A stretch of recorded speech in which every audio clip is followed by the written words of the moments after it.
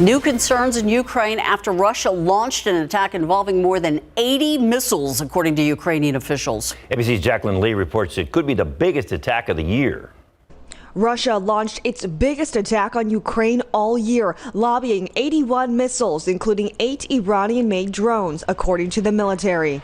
Ukrainian officials say Russia fired 6 Kinzhal hypersonic missiles on the besieged country, the biggest number in a single strike since the start of the war. Russia targeting Ukraine's energy infrastructure. It's just a matter of knocking out the power, knocking off the heat, and trying to brutalize the Ukrainian people. The wave of attacks lasting 7 hours, hitting 11 Ukrainian cities, prompting widespread power cuts. 9 people killed and more than a dozen injured. President Volodymyr Zelensky acknowledging it was a difficult night, but saying on Telegram this morning, "We must ensure the protection of the energy infrastructure from enemy fire and ensure the rapid restoration of power supply in the affected areas. Despite thousands of Russian attacks, we will all together ensure the invincibility of Ukraine. We are working. We will win." The battle still raging in Bakhmut. Our James Longman on the ground with the Ukrainian head surgeon operating on Russian sympathizers. This is the fascinating nuance of this war. This doctor, who supports Ukraine, still has to save their lives. As a doctor, I have a duty, he says, but as a human, I'm completely against it. Kirby said there is no indication that Russia was behind the attack on the Nord Stream pipeline, and when asked if a pro-Ukrainian group was behind the sabotage, he repeated there is no conclusion with 3 ongoing investigations. Jacqueline Lee, ABC News, New York. Outside with live cam, it's humid, it's cloudy, but changes, they are on the way. We're looking forward to tonight, I think, I hope. Yeah, well, it's good that it rains in the forecast. It feels like it's been few and far between. We do have an opportunity for some rain. I don't think it's a great opportunity, but it is there. And we got to talk a little bit about spring. It's already sprung, really. If you look outside, this is another example. Skywatcher Oscar always sends in great photos, but he's pointing out the fact that we've seen a lot of pictures of the bluebonnets. Don't forget about the trees. They're really starting to bloom too. And how could we forget, considering the way oak pollen is shaping up so far this season? But a great shot, Oscar. Thanks again for sending that in. And as we look at the pollen count for today, oak is in the high category. It's at 810. So those oak trees are really starting to push out that pollen. Trees like hackberry and mulberry are there too, but they're in the lower category. Now let's look at travel delays across the country. We are headed towards spring break. A lot of people are hitting the roads, or maybe you're visiting San Antonio. We say welcome to you, but the airports are all fine except for San Francisco, which has had delays all day long, some big delays, mainly due to wind, with some gusty winds there. So that's one big problem spot, but that may cause a chain reaction out west in spots. So just a heads up there. Here's our KSAT 12-hour forecast. 83 at 2 o'clock, 84 at 3 p.m., 85 is our high. Then we start to get into some cloud cover tonight and some chances of rain. They'll kick in around 10 p.m. or so and then go overnight, maybe even around midnight into pre-dawn hours tomorrow. We're going to talk more about that prospect and what we may see and what Friday is looking like too. That's coming up here in just a couple minutes, guys. Thank you, Justin. The job market might be starting to crack. Data from the Department of Labor found that first-time claims for unemployment insurance jumped 21,000 last week, the first week of March, to 211,000. That's the highest weekly total since late December. Still, the job market is held strong under 8 rounds of interest rate hikes and amid recent layoffs in the tech, media, and finance sectors. Federal Reserve Chairman Jerome Powell reiterated this week that the central bank will continue to hike its benchmark interest rate as long as necessary to tamp down historic inflation. President Biden set to unveil his budget proposal today in Philadelphia. According to the White House, the budget aims to reduce the deficit and bolster Social Security and Medicare. The White House says the deficit reductions will be covered by tax reforms towards the wealthy and large corporations and less spending on special interests. However, some Republicans are skeptical and already leery about what the plan includes. The budget proposal isn't expected to go far as is on Capitol Hill, since Republicans are in charge of the House. Meanwhile, House Speaker Kevin McCarthy has been holding weekly meetings with House GOP groups. They're trying to find consensus on spending cuts, which they're demanding in exchange for raising the nation's borrowing limit, which is scheduled to hit a ceiling this summer. The U.S. Supreme Court asking Congress for more funding, and it's to keep the justices safe. Their request was made in a new annual budget request posted today. The Supreme Court told Congress it needs nearly $6 million in new security funding in order to expand protection for the judges amid all the recent threats made against members of the court. It is a question that has haunted health officials for 3 years now. Where did COVID-19 come from? Lawmakers say they're trying to learn more during hearings on Capitol Hill. House Republicans held their first high-stakes hearing, calling 3 witnesses, including the former CDC director under President Trump. All of them made their argument that the COVID-19 outbreak started with an accidental lab leak in China. Based on my initial analysis of the data, it indicates that COVID-19 more likely was the result of an accidental lab leak than a result of a natural spillover event. In a separate hearing, the director of national intelligence, Avril Haines, was pressed by lawmakers on when Americans would have an official answer. Her response did not include a timeline. She says that China is holding up the process because it's not cooperating with the U.S. The Food and Drug Administration proposing some new rules to ensure that tobacco users really know what they're getting into. The proposal would standardize the way that tobacco products are made and even packaged. That includes cigarettes, cigars, chewing tobacco, and e-cigarettes. The FDA says that there have been inconsistencies between what's in e-cigarettes and what's on the label, noting some products have been contaminated with metal, plastic, and glass. According to the FDA, the proposed rules are intended to minimize or prevent risks associated with the products. There will be a public hearing on the proposal on April 12th. Our Fighting Fentanyl series continues with a look at what fentanyl actually does to your body. We spoke to an emergency medicine doctor with UT Health San Antonio to explain. Calls come in from all of San Antonio, and honestly, no one is immune to the problem. Drugs, illicit drugs, the illegal drugs, fentanyl, heroin, the people you would least expect using it are probably using it. The Texas Health and Human Services Department says in 2020, 883 people in the state died from fentanyl-related overdoses. A year later, that number may have increased by 89%. Dr. Sean Varney says if you see someone suffering from an overdose, you must act quickly. If your brain goes without oxygen for 4 minutes or more, you will have your brain cells die. And then there's no coming back from that. Now, Dr. Varney says each overdose leaves a person with brain damage. So how is your hearing? For many people, not that good. In fact, the CDC is reporting 2 out of 10 people in the U.S. between the ages of 20 and 69 have permanent hearing loss.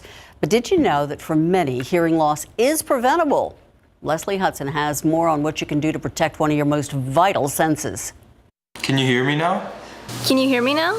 If you're hearing this more often, you're not alone. A multi-university study found 1 billion people are expected to lose their hearing. And it's not just affecting the elderly. Age doesn't really seem to play a role here. It can be somebody very young, very old. The Centers for Disease Control and Prevention says safe listening occurs at 85 decibels, which is equivalent to a food blender. So what can hurt your hearing? Things such as blow dryers and lawnmowers exceed the safe levels. City traffic comes in at 90 decibels. Listening to music from your smartphone can be as high as 105 decibels. And event venues emit noises as loud as 104 to 112 decibels. Your overall health can also contribute to hearing loss. Types 1 and 2 diabetes, high blood pressure, and high cholesterol affects almost every cell in the body, including the ears. And even pain relievers like aspirin and ibuprofen could do damage in high amounts. Also, try using noise-canceling headphones to reduce background noise. If you are in an area where you can't control the sound levels, like a concert, stand farther away from the speakers and take a break from the noise every 15 minutes. And give your hearing a break for at least 18 hours after lots of loud noises. And remember, There's no shame in getting your hearing tested. I'm Leslie Hudson reporting. The word An asteroid may be headed in our direction, and it could hit Earth during a holiday. Why NASA says there's not much to worry about yet, though.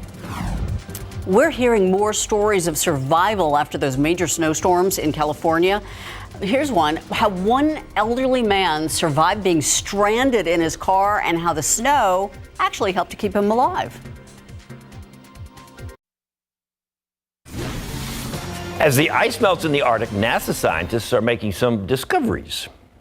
They are finding something that they're calling zombie virus. It's more than 48,000 years old. NASA scientists are saying that the warmer conditions are causing part of the region's permafrost to thaw out. Permafrost is a frozen layer of soil that is beneath the surface since it produces an oxygen-free environment that isn't penetrated by light. Scientists say it's like a time capsule of viruses and mummified remains. That's so gross, of long gone animals. In the real world, scientists don't know how long these viruses could remain infectious once exposed to present-day conditions. And while it's home to more than 3 million people, the Arctic is still a sparsely populated place, making the risk of human exposure to the ancient viruses very low. Still disgusting. NASA tracking a new asteroid that has a small chance of hitting Earth in about 20 years, and it's going to happen maybe on Valentine's Day in 2046. The asteroid is 164 feet in diameter, about the size of an Olympic swimming pool. Officials say that the chance of it actually striking Earth are 1 in more than 600. On NASA's risk scale, they rank it as extremely unlikely, with no cause for public concern. The agency says it continues to monitor the asteroid daily and that the risk level is likely to decline as they gather more information. NASA says this asteroid could cause heavy, severe damage if it were to strike in a populated area. A much smaller asteroid struck Russia back in 2013. It generated a shock wave, though. It injured 1,500 people and damaged thousands of buildings. And how about this? An elderly man in California, happy and healthy after surviving for nearly a week alone in his car during winter storms in California. And get this, he says he lived off candy and croissants. 81-year-old Jerry Jurett says that those were the few snacks he had in his car. And he said he rolled down his window and occasionally would eat some snow. He got stranded while driving from his mountain house in Big Pine, California to visit family in Nevada. He managed to keep himself warm with only a light windbreaker, a quilt, and a bath towel as temperatures dropped into the teens. Jurett was rescued after a helicopter pilot spotted his vehicle and saw his arm waving out of the opening in that car window. That's my kind of snacks, though. Candy and croissants, you can live for days on that. Well, isn't that what you eat regularly anyway? Pretty much. Good stuff right there. It's the David diet. Sugar and carbs. Hey, I guess it works, huh? Let's go outside for you. We've got mostly cloudy skies, 81 degrees so far today. It's another warm one. We're going to be in the mid-80s this afternoon. 68 was the low this morning. Averages are 72 and 50. Records are 92 and 25. We do have a cold front coming through. It's not going to be that cold. That was back in 1996. But we will get some cooler air tomorrow and maybe, just maybe, some rain tonight. We're going to take another look at that forecast for you coming up.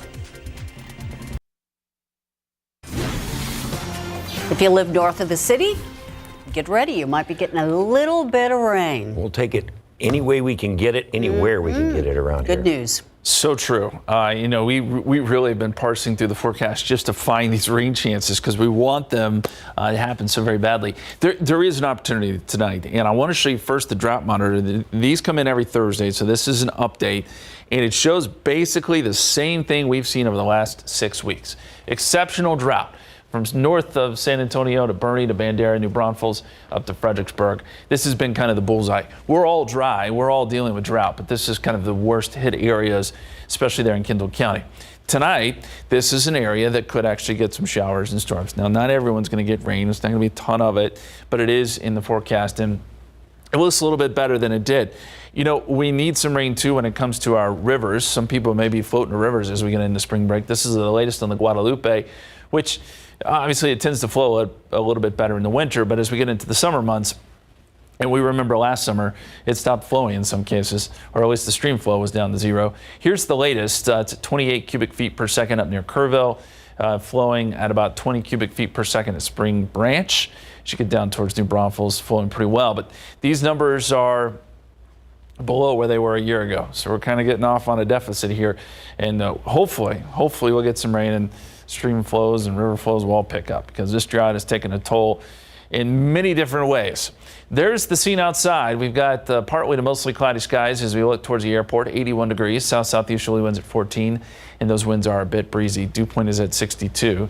Here's our forecast for today. 83 at 2 o'clock, 84 at 3 p.m. We top out at 85, partly cloudy this afternoon. Then as we get into this evening, clouds will start to thicken up a little bit as a front approaches the area. Then we get to add in those rain chances. Now here in San Antonio, again, 20 to 30, that's about the best we can do. If you go north of town, perhaps a little bit better, as that front you see there works its way south into the area. And there's a look at some of the cloud cover right now. Thickest clouds still off to the west out around Rock Springs and Lakey. The risk for severe weather tonight, this area shaded in pink, is where we could see a strong storm or two. I don't think it's going to be widespread severe weather, especially with the timing. It's not at the heating of the day. When you get a lot of heat, sometimes it helps to really generate storms. So this is overnight that we're talking about here. But the risk is there. And on a scale of 1 to 5, this is a 1. So it's low end. The main threat would be hail and some gusty winds if we did get a stronger storm to develop. Meteorologist Mia Montgomery will be here tonight, and if something pops up, she'll let you know. The KSAT weather app, by the way, is the best way to stay up to date on this. We can alert you there, and we can also do some live broadcasts over the app if we need to. Here's a look at the forecast. We'll go partly cloudy today. There's nothing going on. This is 4 o'clock. By the time we get to 10 o'clock, though, we do start to see some activity on the radar. Again, about a 20% chance with better odds up across the hill country. By midnight, this model does show continued risk of some showers and storms, and then some of these trying to work their way down towards San Antonio. But by 4, 5, 6 o'clock, rain chances are starting to come to an end, and then we're just seeing some cooler weather, not cold, but cooler behind this front, and some drier air begins to work in. And we'll see partly cloudy skies coming up tomorrow. This is a look at the highs for tomorrow. Not bad, 73 here in town. That's significantly cooler than what we have been seeing. 80 in Pearsall, 85 Crusoe Springs. You'll see that big difference between the northern part of the viewing area and the southern part with these temperatures because of that front. We'll get some drier air in here for about 1 day, because on Saturday the heat and moisture return, and we're back up to 87. Then on Sunday we get another front. Temperatures drop again, so a lot of back and forth here with the numbers. You want to make sure you stay up to date on the forecast and don't get caught off guard. Next week to start will be a little bit cooler. 70s, lows in the 40s and 50s. And then we may get some rain chances second half of next week. That'll be something to watch with spring break now upon us, guys. Thank you, Justin. It is a frozen treat that you can only get if you visit the happiest place on earth until now, because you might be able to get it pretty soon, where the popular Dole Whip is going to be available.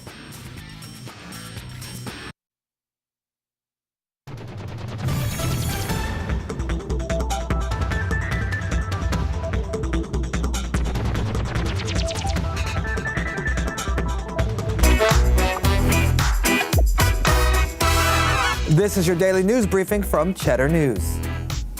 Texas Tech's head basketball coach, Mark Adams, has stepped down days after he was suspended for making racially insensitive comments. According to the school, Adams referenced Bible verses about slaves serving their masters, which Texas Tech called unacceptable. Adams responded saying that his comments were not racist. The FTC is introducing a new rule which could end non-compete agreements. The rule would void and ban non-compete clauses. The agency says that the move would affect 30 million Americans, or roughly 1 out of every 5 workers. And corn prices could see some improvement at grocery stores. The USDA found that the season's average for corn prices is down 10 cents per bushel, and this is a result of the corn surplus in the U.S., which is sending prices down. And that's your Cheddar News Update. I'm Shannon Lanier in New York. A sweet treat that is a favorite among Disney park goers is coming to grocery stores. The Dole Whip. The tropical soft serve has been a staple at Disney parks since it was introduced at the Magic Kingdom back in 1984. Dole Packaged Foods has announced that whip is soon going to be sold in stores nationwide. The dairy-free frozen treat will be available in 3 flavors: pineapple, mango, and strawberry.